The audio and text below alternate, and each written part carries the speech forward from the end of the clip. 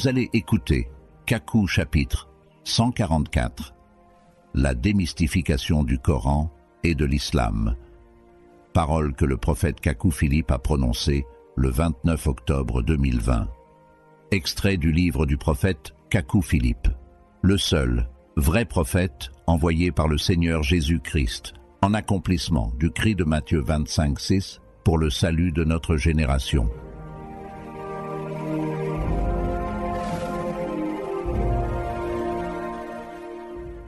Kakou chapitre 144, la démystification du Coran et de l'islam. Kakou chapitre 144, la démystification du Coran et de l'islam.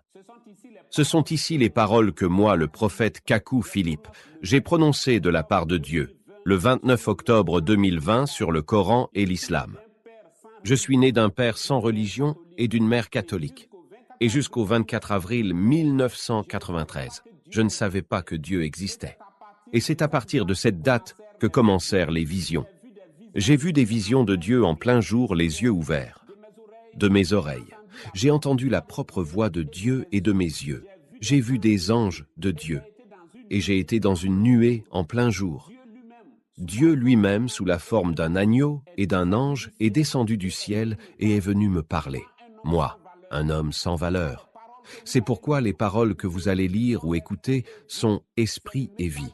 C'est le message sacré de Dieu pour le salut des vivants de mon temps. Moi, le prophète Kakou Philippe, après avoir lu entièrement la Bible, j'ai trouvé bon de lire tous les autres livres saints des autres religions pour me rassurer que mon message est vrai. Un fils de Dieu se demande toujours s'il est vraiment sur le chemin de Dieu. Un fils de Dieu ne s'enfonce pas comme un animal dans la religion de ses parents.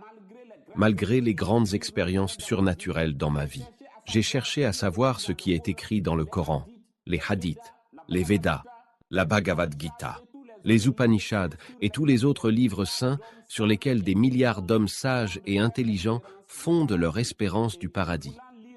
Et en voulant lire le Coran, je me suis adressé à un musulman pour obtenir la meilleure version française du Coran. Mais il m'a dit, « Le Coran n'existe qu'en arabe. Toutes les traductions que tu trouveras sont fausses. Commence à apprendre l'arabe peu à peu si tu veux lire le Coran. » Je lui ai demandé, « On ne peut donc pas traduire l'arabe ?» Il a dit, « On peut traduire l'arabe, mais c'est le Coran qu'on ne peut pas traduire. » J'étais triste. Puis je lui ai demandé s'il parlait l'arabe et s'il avait déjà lu le Coran. Il a dit, « Non, je ne parle pas l'arabe. Je n'ai pas encore lu tout le Coran. » Je lui ai dit, « Mais tu as donc cru en quoi ?» Il ne me répondait plus.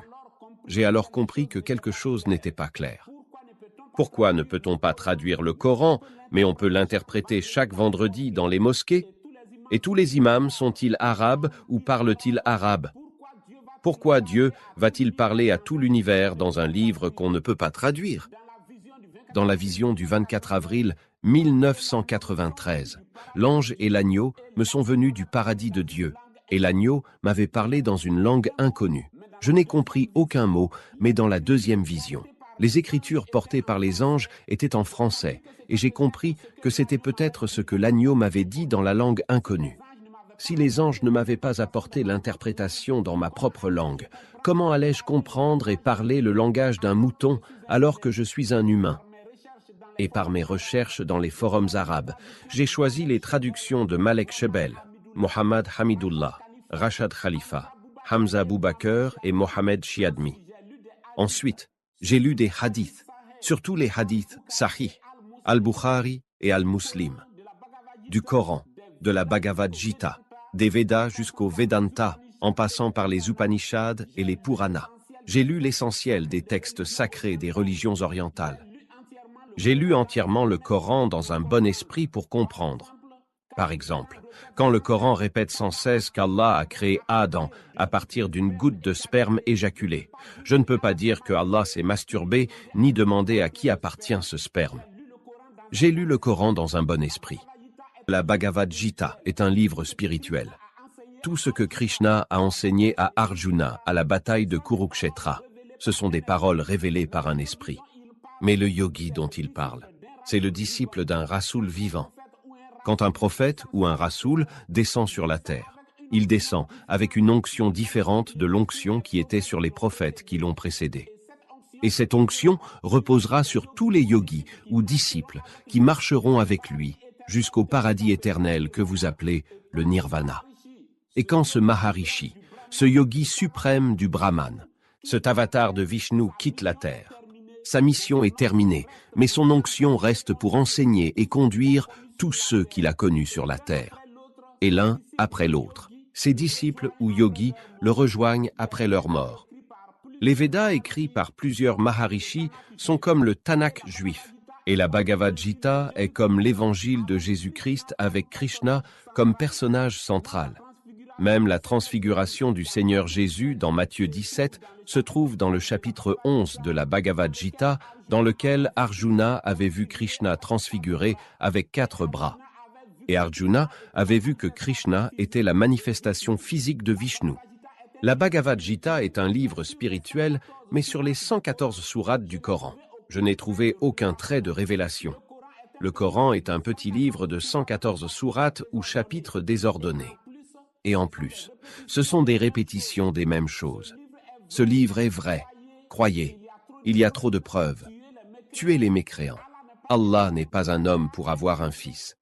Ce livre est vrai, croyez, sinon vous allez regretter. Ce livre est vrai. Il y a trop de preuves. Et cela est tellement répété que cela devient lassant. Aucune cohérence, logique ou chronologie. Tout y est confusion. Et j'ai compris que Daesh, Al-Qaïda, Boko Haram et les groupes terroristes, djihadistes et salafistes sont de purs musulmans qui marchent selon l'esprit du Coran. Les sunnites ne sont que des hypocrites.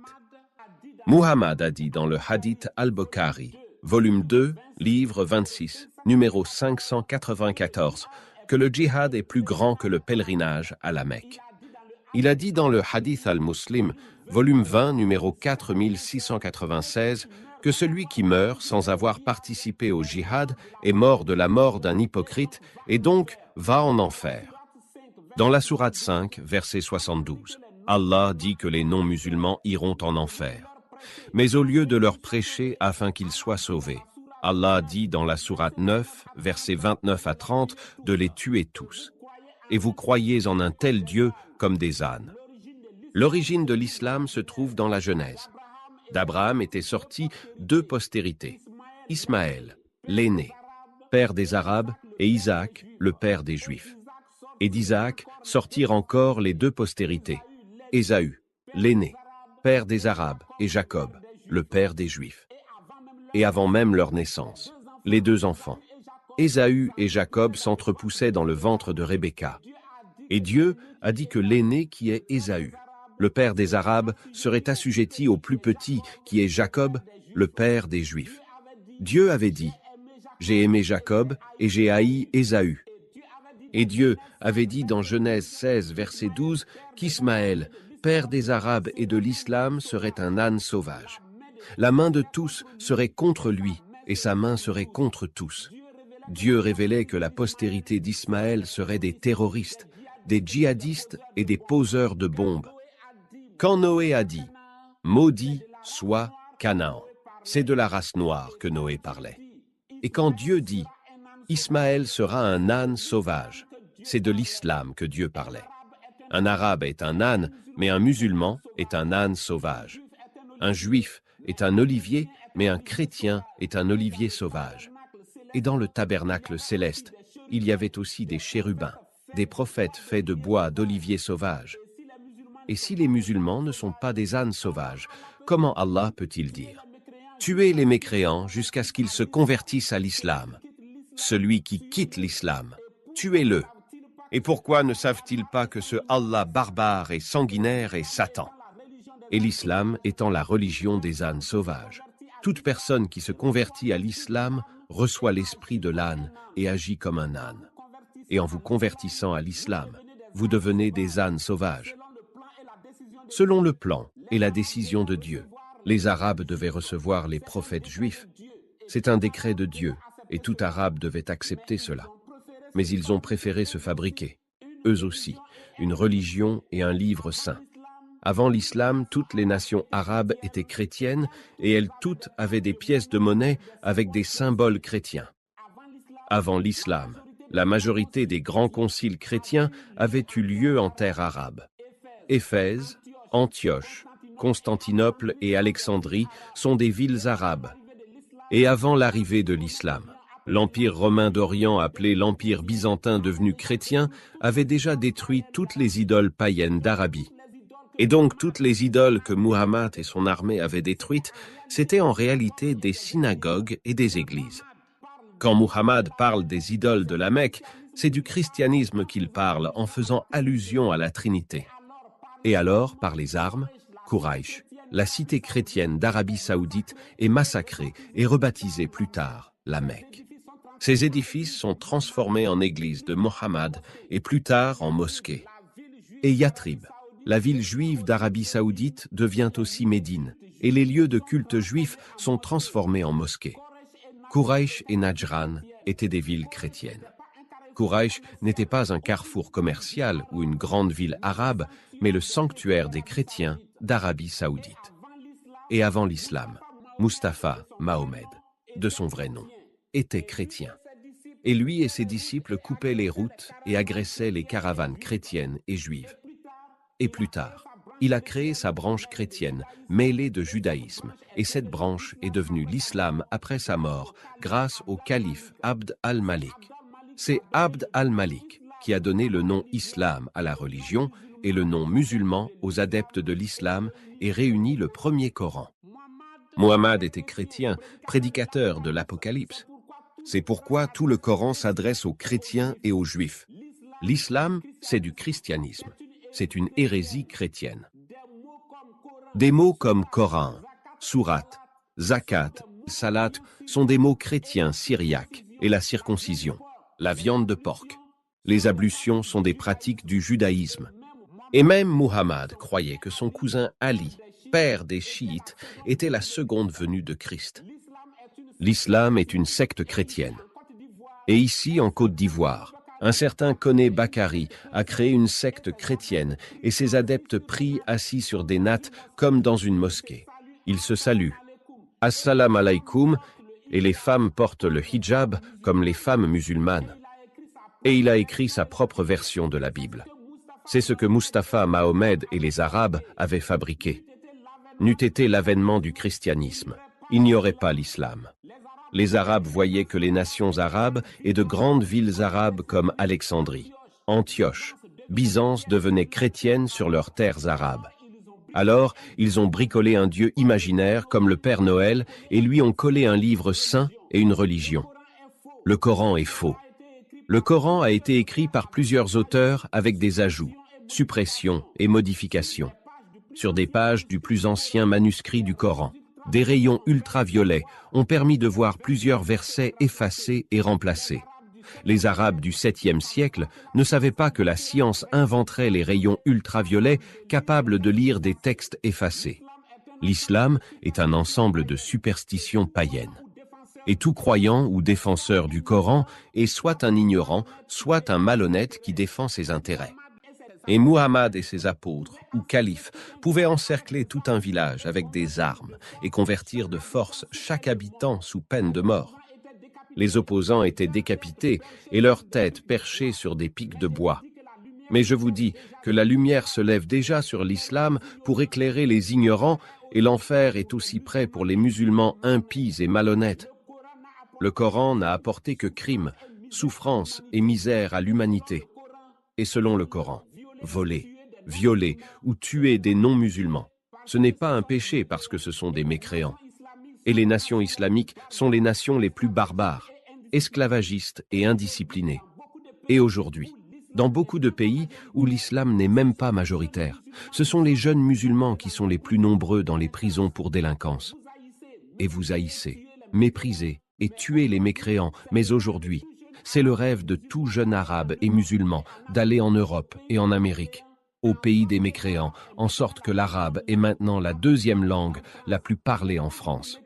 Mais combien de mécréants vont dans les pays arabes?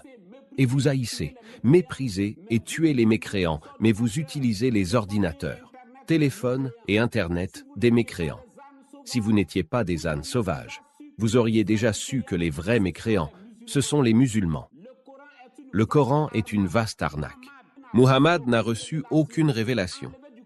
Enlevez du Coran chaque histoire de la Bible et vous n'aurez plus de Coran. Pourquoi les Arabes n'ont-ils pas de film sur le Coran? S'ils font un film sur le Coran, toute la terre saura que le Coran est une copie de la Bible. Satan faisant manger le fruit à Ève. Les anges chez Abraham, puis chez Lot à Sodome. Le feu sur Sodome. La femme de Lot. Joseph vendu par ses frères. La femme de Potiphar et Joseph. Le songe de Potiphar. Moïse élevé par la fille de Pharaon. L'histoire du buisson ardent. Les plaies sur l'Égypte et la sortie des Juifs. Les murmures dans le désert. Le veau d'or d'Aaron. L'histoire de Jonas à Ninive. La visitation de l'ange Gabriel à Marie. Le Coran, c'est la Bible en arabe selon Muhammad.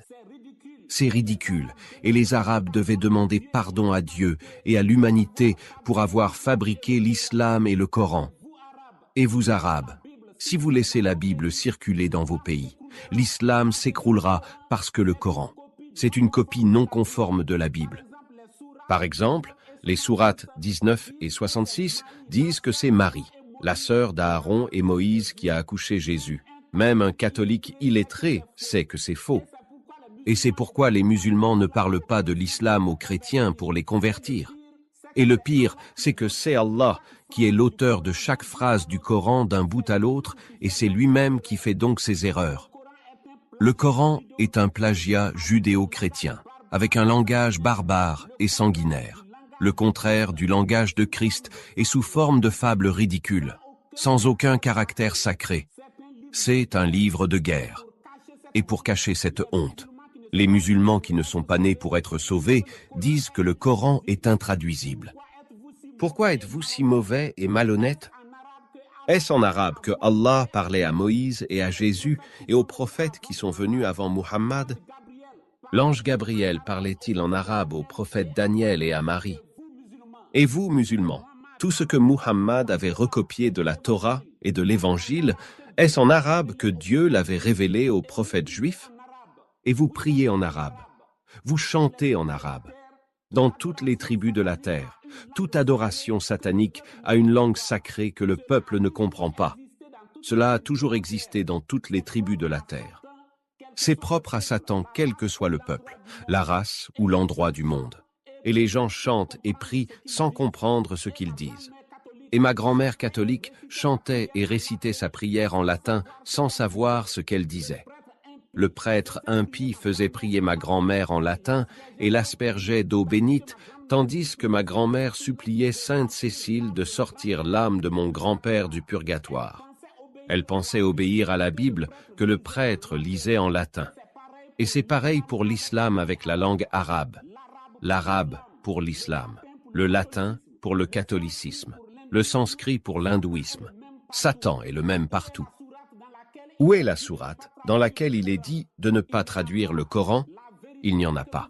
La vérité est que vous avez peur, car la diffusion du Coran permettra de démystifier l'islam et tourner le Coran en ridicule.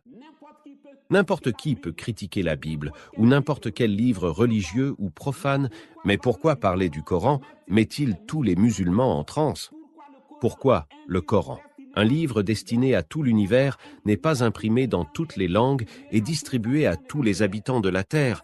Est-ce l'argent qui manque aux Arabes et aux musulmans? Tout l'argent du pétrole des Arabes ne peut-il pas offrir un Coran traduit à chaque habitant de la terre? Bien sûr que oui, mais vous savez que si vous le faites, il n'y aura plus de musulmans sur la terre. J'ai lu entièrement le Coran et je sais de quoi je parle. Si quelqu'un doute de ce que je dis, qu'il aille lire le Coran. C'est un livre de rien. La force de l'islam se trouve dans l'ignorance et la peur de ses adeptes. Vous savez que je dis la vérité. La majorité des musulmans n'a jamais lu le Coran.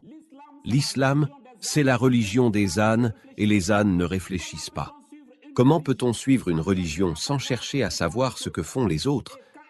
Et quand un musulman est en train de lire la Bible, tous les musulmans autour de lui ont peur. La vérité, c'est que le Coran, c'est le veau d'or d'Aaron à la demande des Arabes. Le Coran n'est ni une révélation de Dieu, ni du diable, mais un bricolage des Arabes pour conquérir la terre. Et l'islam a pris des choses du judaïsme, du christianisme, du zoroastrisme et de toutes les religions. L'islam, c'est la fusion d'un immense polythéisme en une seule religion. L'islam, c'est la plus grande arnaque et imposture de l'histoire de l'humanité et aucun martyr de l'islam ne va au paradis. Et toutes les choses telles que les pèlerinages à la Mecque, les chapelets et les récitations du Coran et la salate, la zakat et les gymnastiques lors de leurs prières, ce sont des choses de rien, comme les bagages d'un fou. Et selon l'islam, tous les musulmans vont au paradis, mais les mauvais musulmans vont en enfer un peu de temps, puis vont au paradis. Allah dit dans Coran 3, verset 85, que tous ceux qui ne sont pas musulmans iront en enfer sans jugement. Les bonnes œuvres d'un non-musulman ne comptent pas, et les châtiments et supplices des non-musulmans commencent dès le jour de leur enterrement. Des braises de feu 2 fois par jour, des coups de marteau des anges Munkar et Nakir sur leur tête, le rétrécissement de leur tombe jusqu'à serrer leurs côtes. Tout est ridicule. Et pour l'entrée au paradis des musulmans, leurs bonnes et mauvaises actions sont placées sur une balance. Mais que fait Allah quand les bonnes et mauvaises actions sont égales? L'islam, c'est tout juste bon pour des ânes.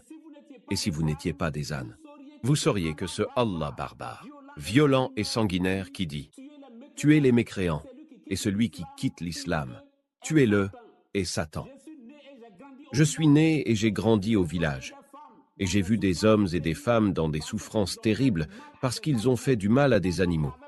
Un homme avait brûlé la patte d'un poulet qui avait mis son bec dans son plat et cet homme a souffert d'une plaie incurable au pied jusqu'à la mort. Et toi, tu iras au paradis pour avoir tué un humain parce qu'il n'est pas musulman. Dans ce cas, pourquoi y a-t-il beaucoup de fous dans un pays après une guerre civile? Et si vous n'êtes pas des ânes sauvages, pourquoi acceptez-vous des choses aussi ridicules? Par exemple, Muhammad dit dans le hadith al-Muslim, « Ne mangez pas avec votre main gauche, car Satan mange avec sa main gauche. » Muhammad dit dans le hadith al-Bukhari, « Chaque nuit, Satan se cache dans le nez des musulmans et ils doivent se rincer le nez lors des ablutions. » Muhammad dit dans le hadith al-Muslim, « Ne saluez pas les juifs et les chrétiens avant qu'ils vous saluent en premier. » Et pourquoi vous ne voulez pas que cela soit traduit pour être connu?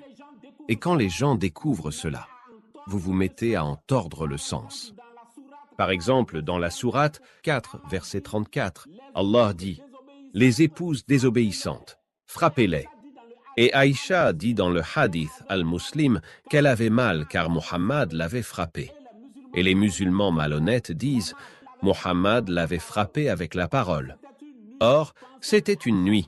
Pensant que Aïcha dormait, Muhammad s'est levé, s'est habillé et est sorti.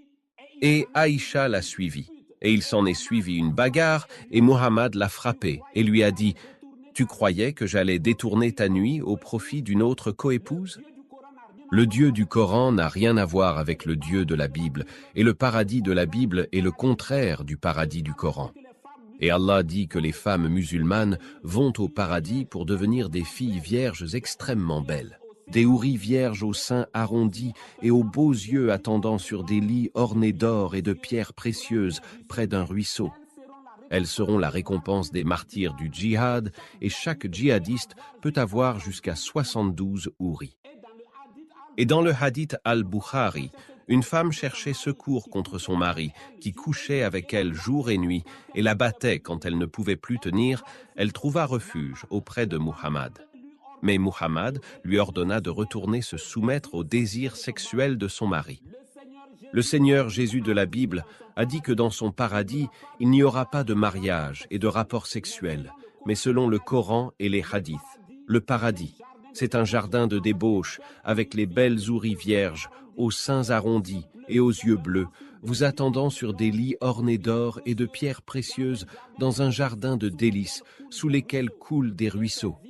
Et ces vierges redeviennent vierges après chaque rapport sexuel. Maintenant, allez lire les Puranas de l'hindouisme et vous verrez que le paradis de l'islam est le même paradis de Krishna. Les jeunes filles se baignent à la rivière et Krishna ramasse leurs habits et va monter sur un arbre et se met à jouer sa flûte. Et Krishna dit à chacune d'elles de sortir nue de l'eau pour venir prendre son habit. Et la première conquête féminine de Krishna n'était-elle pas une femme mariée plus âgée que lui? Et vous, musulmans, allez lire les Puranas et les Védas et venez me dire que Muhammad n'est pas le portrait de Krishna. La seule différence entre Krishna et Muhammad est que le mensonge de l'islam dit que le mari de Khadija, la riche et pieuse juive, est mort et que c'est son esclave Muhammad, qui n'est même pas juif, qu'elle a épousé. Vous, Arabes, honnêtement, pouvez-vous célébrer le mariage entre une riche et pieuse veuve musulmane saoudienne et son esclave noir danseur de vaudou qui transporte ses bagages?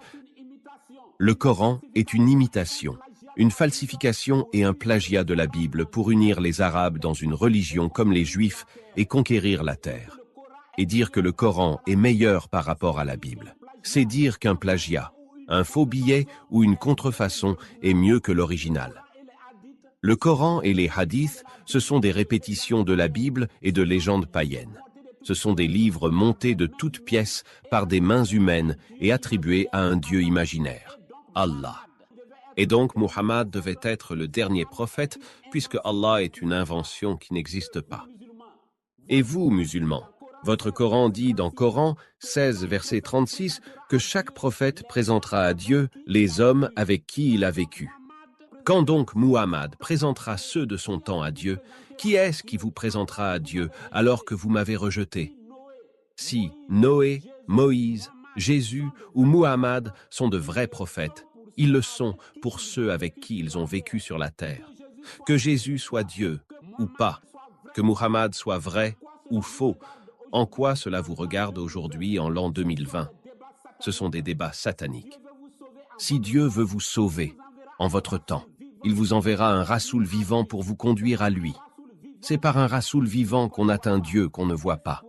Et c'est pour atteindre Dieu dans le ciel qu'il envoie les rasouls, prophètes ou maharishi sur la terre.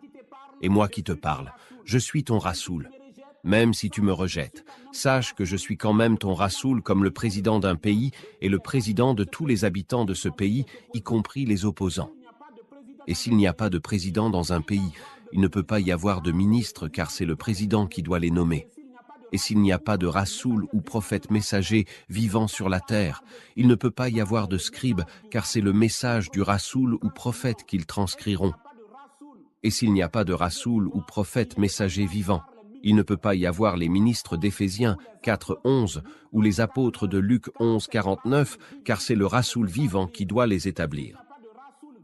Et s'il n'y a pas de rasoul vivant sur la terre, il ne peut pas y avoir d'imam, de pasteur et de moine car c'est le rasoul, maharishi ou prophète messager vivant qui doit les établir. Et si un président déjà mort n'est pas ton président actuellement, un rasoul mort ne peut pas être ton rasoul.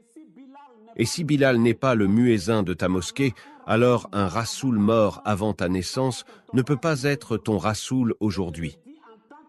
Je te le dis en tant que ton rasoul, et si tu rejettes cela et que tu meurs dans l'islam, le christianisme, le judaïsme, l'hindouisme, le bouddhisme, le jaïnisme, le confucianisme, le taoïsme, le shintoïsme ou le sikhisme, sache que tu iras en enfer.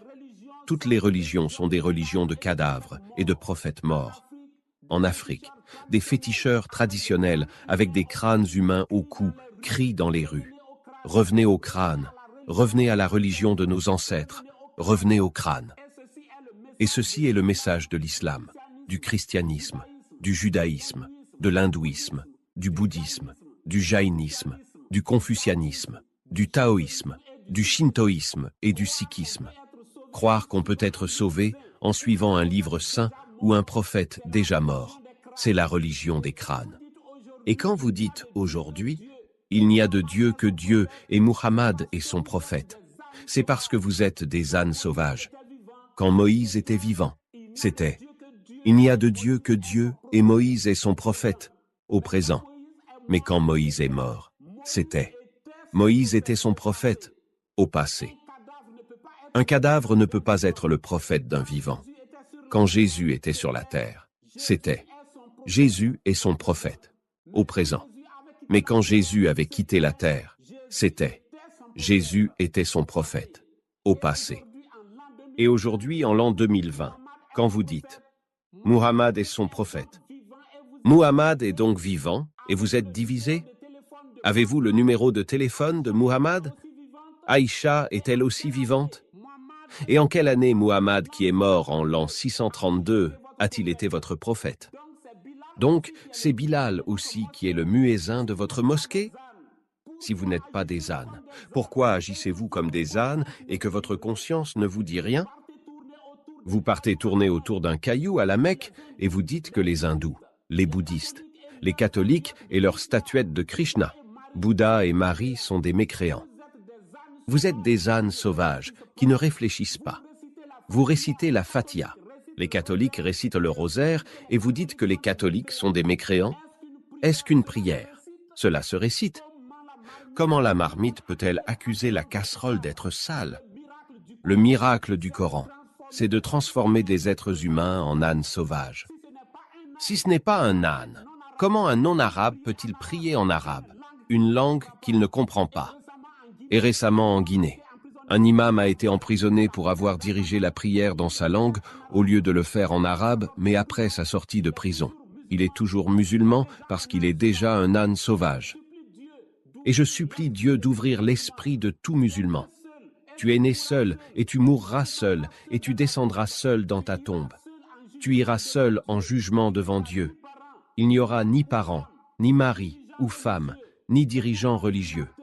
C'est pourquoi sur la terre, tu ne dois jamais commettre l'erreur de remettre ton salut entre les mains d'un homme. Ne suis pas un dirigeant religieux comme on suit un prophète. Moi, je suis l'esclave de Dieu et j'ai prononcé le jugement et institué la confession publique selon l'ordre que Dieu m'avait commandé en 1993, disant « Prononce le jugement et le changement de vie ». Je l'ai prononcé et chaque habitant de la terre l'a entendu. Je n'ai pas pour mission de vous obliger à croire, mais de vous dire que si vous ne croyez pas en moi, Kakou Philippe, vous irez en enfer. En 1993, les 7 anges messagers sous forme de nuées et venant de l'éternité m'ont envoyé la commission, disant « Prononce le jugement et le changement de vie sur les habitants de la terre. » J'étais dans le désert et ils apparurent à l'est. Le désert s'étendait sur toute la terre et la couleur du sol était rousse. Il y avait un rocher devant moi. Et il me semblait m'appuyer sur le rocher pendant que je lisais les Écritures et la vision disparut. Je ne la racontais à personne, ni même à ceux avec qui j'étais assis lorsque je voyais la vision. Et autant que j'ai pu, j'ai prononcé le jugement et le changement de vie sur les habitants de la terre. Et j'ai révélé de grands mystères de l'humanité, tels que le mystère sur l'étoile polaire et les constellations, le mystère sur la race noire et le mystère sur l'homosexualité, et j'ai donné le nom Schlissel à mon fils en mémoire du prophète Yishaï Schlissel. Et comment Dieu peut-il punir le monde d'aujourd'hui avec son homosexualité sans lui envoyer un prophète, alors que votre livre saint dit dans Coran 17, verset 15. Nous n'avons jamais puni un peuple avant de lui avoir envoyé un messager. J'ai révélé comment le serpent en Éden était le père des homosexuels. Quand Caïn avait dit qu'il serait errant sur la terre et quiconque le trouverait le tuerait, il l'avait dit en tant que serpent ou homosexuel. Sodome et Gomorrhe, c'étaient 2 villes séparées par un fleuve comme Kinshasa et Brazzaville. Et les filles de Sodome faisaient la cour aux filles de Lot. L'acceptation d'un prophète vivant relève de la seule grâce de Dieu. Regardez les branhamistes. Dieu a dit qu'ils s'endormiront et qu'un cri les réveillera à minuit, mais ils disent « Nous n'avons jamais dormi et nous ne dormirons jamais jusqu'à l'enlèvement. » Dieu a-t-il menti? Non. Mais la vérité est que si les branhamistes n'avaient pas été aveuglés, comment les musulmans, bouddhistes et hindouistes seraient-ils en train de croire en moi? Si Israël n'avait pas rejeté le Messie, comment les Arabes et les nations connaîtraient-ils Dieu? C'est le mystère de l'aveuglement. Et le Maître m'a dit, les invités ayant refusé, va dans les rues, ramasse les boiteux, les malades et les hommes de mauvaise vie, jusqu'à ce que la salle soit pleine. Si vous ne comprenez pas ce que je dis, alors mettez vos vies en ordre. Effacez les films et photos de sexe de vos téléphones et ordinateurs. Ne portez jamais votre bouche vers le sexe de votre conjoint. Ne placez jamais une femme dans la position d'une chienne pour coucher avec elle, car c'est un être humain. Et quand tu vas avec ta femme, elle ne montera jamais sur toi, car c'est toi qui es l'homme. Implorez la grâce de Dieu, afin qu'il ait pitié de vous, et alors il ouvrira votre esprit pour comprendre ce qu'il m'a donné pour vous. Un prophète a vu le trône de Dieu avec les anges étincelants de gloire. Et au milieu du trône, un agneau qui était là comme immolé ayant 7 cornes. Et en cette fin des temps, le 24 avril 1993, ce trône est descendu sur la terre avec les nuées des cieux qui sont les saints anges. Et cet agneau, je l'ai vu de mes yeux, j'ai entendu ses paroles dans une langue inconnue. Et c'est cet agneau qui ôte les péchés du monde. Et c'est dans le sacrifice de cet agneau que se trouve la purification de tous les péchés de l'humanité depuis la fondation jusqu'à la fin du monde. Et mes paroles que tu lis ou écoutes sont les paroles de cet agneau pour toi, afin que tu sois sauvé. Et tu ne dois plus jamais sacrifier de moutons les jours de l'Aïd el-Kébir. Et en 1993, j'ai vu cet agneau debout là comme ayant été immolé. Et il est écrit, « Tu as été immolé, et tu as racheté par ton sang les hommes de toute tribu, et langue, et peuple, et nation. » Et c'est cet agneau qui détenait la révélation des 7 sceaux et la langue inconnue du Sabino Canyon. Et c'est cet ange du 24 avril 1993 qui détenait le petit livre ouvert, et il posa son pied gauche sur la terre et son pied droit sur les eaux. Et ce 24 avril 1993, ces 2 témoignages vinrent à moi.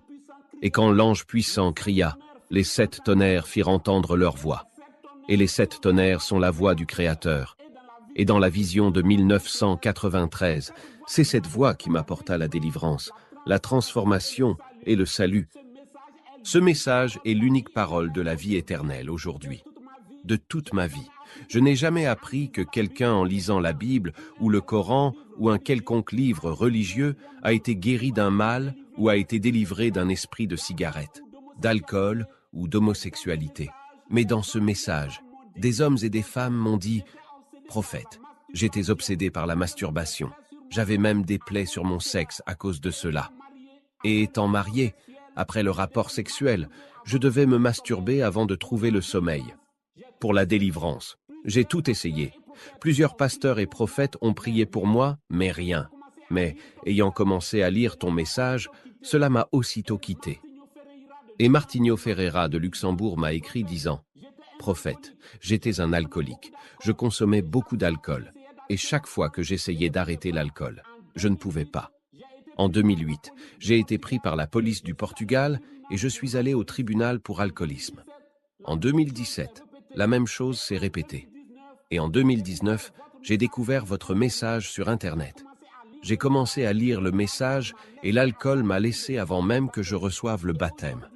Et aujourd'hui, sans aucun effort, je ne bois plus. Mais ce matin, je suis triste parce que ce 7 octobre 2020, je dois répondre au procès de 2017. C'est comme si je vais répondre au procès à la place d'une autre personne car je ne bois plus d'alcool. Mais je suis tremblant et j'ai peur à cause de ce procès. Mon cœur ne cesse de battre. Je me sens faible. Priez pour moi. La lecture de la Bible, du Coran ou de la Bhagavad Gita, le message d'un prophète mort et même de Jésus-Christ ressuscité ne peut pas faire cela aujourd'hui.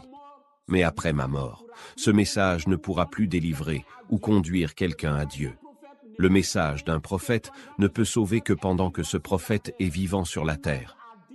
Un ange a dit à un grand prophète dans le ciel, « Quand tu étais vivant sur la terre, tous ceux qui t'ont aimé et tous ceux que tu as aimés, Dieu te les a donnés. Et ceci est une vérité éternelle. Moi qui vous parle, je parle de Dieu parce que je l'ai vu, mais je ne peux pas parler d'un Dieu ou d'un prophète que je n'ai pas connu. Mais vous êtes tous des menteurs parce que vous parlez d'un Dieu imaginaire et d'un prophète que vous n'avez pas connu. Vous êtes remplis de démons et quand vous dormez, vous avez des rapports sexuels en rêve. Vous voyez des chiens et des serpents en rêve. Vous êtes poursuivis en rêve. Vous êtes immobilisés dans vos sommeils. Vous avez des pollutions nocturnes comme ceux que vous appelez mécréants. Et sachez que si vous mourrez dans cette condition, vous irez en enfer. et en tant que prophète, je vous dis que tous les alcooliques et les fumeurs de cigarettes iront en enfer. Et dès la lecture ou l'écoute de cette parole, si vous croyez, ces choses disparaîtront de vos vies, et ce sera le signe pour vous que je suis venu de Dieu pour être le salut et la lumière en mon temps, afin que quiconque croit en moi soit sauvé. Je ne peux pas être partout à la fois, mais ce message sera partout, même dans les maisons des rois et chez les Arabes. C'est pourquoi je prie afin que quiconque croit cette parole expérimente cela. Et avec l'Internet, j'invite tous les Arabes et musulmans à se réveiller. Dans vos téléphones et ordinateurs, commencez à lire les chapitres 13, 131, 136, 139, 140, 141 et 144 de mon message. N'ayez pas peur de celui qui vous menacera, car tout le monde mourra. Soyez forts jusqu'à mourir avec cette vérité. Dites, ô Dieu, si ce que cet homme dit est la vérité venant de toi, aie pitié de moi et fais que je comprenne. Et si mon message est si sacré, au point où sa simple lecture apporte délivrance et guérison, sachez que c'est le message de la vie éternelle aujourd'hui. C'est ce qu'avaient fait les messages des vrais prophètes lorsque ces prophètes étaient vivants sur la terre. La bouche de Dieu sur la terre. C'est un prophète vivant, et c'est un prophète vivant qui apporte la révélation et la volonté de Dieu aux vivants de son temps. Par exemple, c'est par mon message que vous savez que si une femme en menstrue prêche devant vous dans une église, vos entreprises, vos plantations et vos enfants sont maudits pour toujours. Et quand vous aurez cru en moi, soyez mes disciples, et même pendant que vous êtes à l'œuvre pour Dieu, les maladies, les démons et les malheurs fuiront loin de vous. Au jugement dernier, ce sont mes disciples qui jugeront les hommes et les femmes avec qui nous avons vécu. Ne soyez pas des croyants de messages, mais les disciples du prophète vivant de votre temps. Tu es né seul, et un jour, tu descendras seul dans ta tombe. C'est pourquoi tu ne laisseras jamais ton salut entre les mains d'un parent ou d'un dirigeant religieux. Tu ne commettras jamais cette erreur durant ton séjour sur la terre. Si Dieu t'a donné 20, 30 ou 70 ans de vie sur la terre, tu lui rendras compte après ta mort. Ta vie sur la terre, ce n'est pas pour l'école, le travail, le mariage et les loisirs, mais c'est pour que tu puisses chercher Dieu et le trouver. Durant ce temps de vie, tu pourras lire la Bible, le Coran, la Bhagavad Gita, les Védas, les Upanishads et tout ce que tu voudras.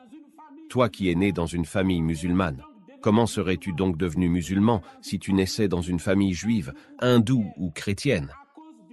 À cause du paradis, quitte l'islam, cette barbarie qui a fait tant de mal à la terre, et trouve le prophète vivant de ton temps avant ta mort. Quitte ce dragon de terreur. Je sais que selon le Coran, tout musulman qui quitte l'islam doit être tué, mais tu dois prendre forcément cette décision avant ta mort.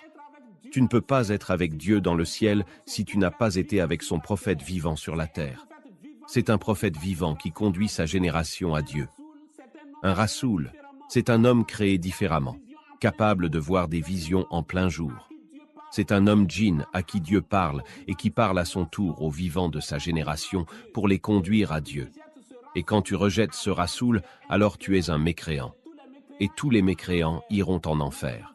Mais les enfants de Dieu verront qu'il est vrai, et ils viendront de toutes les religions, races, langues et nations de la terre pour se rassembler autour de lui pour le paradis. Un rasoul, c'est le médiateur, l'intermédiaire, l'ambassadeur entre le ciel et la terre. Et l'ambassadeur ou le médiateur d'un vivant ne peut pas être un cadavre. Toutes les religions appartiennent à Satan, et je ne suis pas en train de te dire que les musulmans doivent devenir chrétiens. Aucune religion n'est plus proche de Dieu que l'autre. Quitter l'hindouisme ou l'islam pour aller au christianisme, c'est comme changer de cellule de prison. Dieu a créé tout homme et aime tout homme. Et si Dieu doit te sauver alors, en ton temps, il aura pitié de toi et enverra un prophète vivant sur la terre, et quelle que soit ta religion, tu croiras en ce prophète pour ton salut, et c'est ce prophète vivant qui te dira ce qui est halal et haram pour toi. Vous tous, Arabes et musulmans, vous qui vivez en mon temps, sachez que le 24 avril 1993, le Dieu que vous prétendez adorer est descendu et m'a donné un message pour vous afin que vous soyez sauvés. Et après m'avoir lu, prenez conscience et quittez l'islam. Ne mourrez pas comme des lâches dans les griffes de l'islam, ce dragon de terreur et de sang pour vous retrouver en enfer. Et même face à la mort, vous ne devez pas avoir peur de l'islam. Muhammad a massacré par l'épée des Juifs et chrétiens, des poètes, des aveugles, des paralytiques, des femmes enceintes et des femmes ayant des bébés, parce que ceux-ci lui ont dit qu'il était un faux prophète. C'est ce qu'il appelait injure. Et toi, tu as été membre de sa religion, l'islam qui a tranché des gorges et coupé des millions de têtes, et donc, que tu sois sunnite ou chiite, tu es aussi coupable et tu as du sang de l'islam sur tes mains. Et si toi aussi ta tête doit être coupée ou ta gorge doit être tranchée par l'islam pour que tu rentres au paradis, tu ne dois pas avoir peur. Tu dois résister jusqu'à la mort. Dieu est miséricordieux et plein de grâce, mais sachez qu'il est aussi le Dieu terrible du grand jugement. Et si vous mourrez musulman, vous aurez à subir le terrible châtiment sans pitié pour tous les crimes commis au nom d'Allah et du Coran. La terrible coupe de sang dans laquelle l'islam a fait boire les habitants de la terre. C'est dans cette coupe que vous boirez après votre mort si vous mourrez musulman. Le salut, ce n'est ni dans une religion, ni dans l'application d'un livre saint, mais à travers le rasoul vivant de ton temps et ce rasoul pour ton temps. Je le suis, moi qui te parle. Et toi, le musulman ou l'arabe. Aujourd'hui, 29 octobre 2020, je t'ai donné une salate nouvelle. Ce message est la nouvelle salate que Dieu te donne pour ton salut et qui doit être ta zakat pour tous tes parents et pour tous ceux que tu aimes.